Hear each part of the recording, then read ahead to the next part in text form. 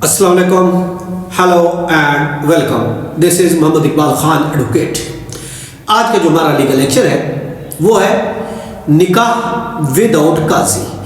काजी के बगैर क्या निकाह किया जा सकता है और काजी के बगैर निकाह की क्या वैलिडिटी है। देखिए, अगर हम बात करते हैं निकाह की, अगर हम बात करते हैं तो उसकी अगर हम रिक्वायरमेंट को देखते हैं, निकाह की रिक्वायरमेंट जो है वो है मजलिस होनी चाहिए, एक इजाब करे, एक कबूल करे, एक प्रपोजल दे, दूसरा एक्सेप्टेंस हो in presence of at least 2 witnesses. और ये दोनों जो पार्टियां हैं, लड़का और लड़की, दोनों आकिल होने चाहिए और बालिग होने चाहिए और साथ ही हक महर फिक्स होना चाहिए। तो ये बेसिक अगर हम देखते हैं ये रिक्वायरमेंट है निकाह की।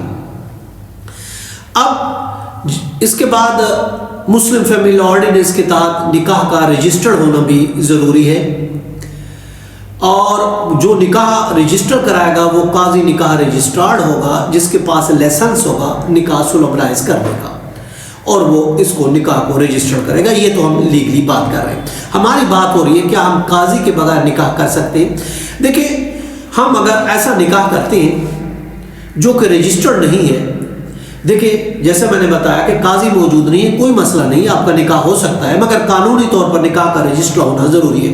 काजी के बगैर आप निकाह कर सकते हैं। शर्त यह है कि आप मजलिस में बैठे हैं, एक प्रपोजल देता है, एक एक्सेप्टेंस करना है, 2 गवाह भी मौजूद है, दोनों आकिल और बालिग हैं, गवाह भी बालिग हैं गुस्ले में, और फिर हक महर मुकर्रर होता है तो आपका निकाह हो जाएगा, चाहे उसमें काजी मौजूद है या नहीं है। लेकिन देखिए, कानूनी तौर पर मुस्लिम फैमिली लॉ ऑर्डिनेंस के तहत निकाह का रजिस्टर होना बहुत ज़रूरी है।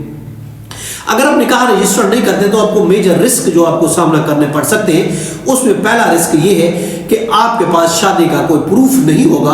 आप ये प्रूफ नहीं कर सकते कि you are the married couple, पहली बात। दूसरी बात ये है, कोई मैरिटल स्टेटस जानने के लिए, मैरिटल स्टेटस को प्रूफ करने के लिए भी अगर आपके पास निकाहनामा नहीं है तो आप बिल्कुल प्रूफ नहीं कर सकेंगे। इसके अलावा अगर आपका निकाह रजिस्टर्ड नहीं है तो आपके लिए इशू बनेगा, आपके बच्चों का इशू बनेगा, उनकी बर्थ सर्टिफिकेट या उसके बाद उसका CRC, नादरा का बे फॉर्म, चाइल्ड रजिस्ट्रेशन सर्टिफिकेट, ये आप इशू नहीं कर पाएंगे क्योंकि आपके पास हस्बैंड और वाइफ का प्रूफ नहीं होगा।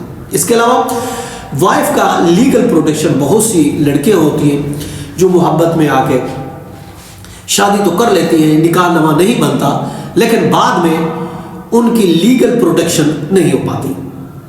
चुनाचे लीगल प्रोटेक्शन के लिए भी ज़रूरी है कि निकाहनामा रजिस्टर्ड होना चाहिए।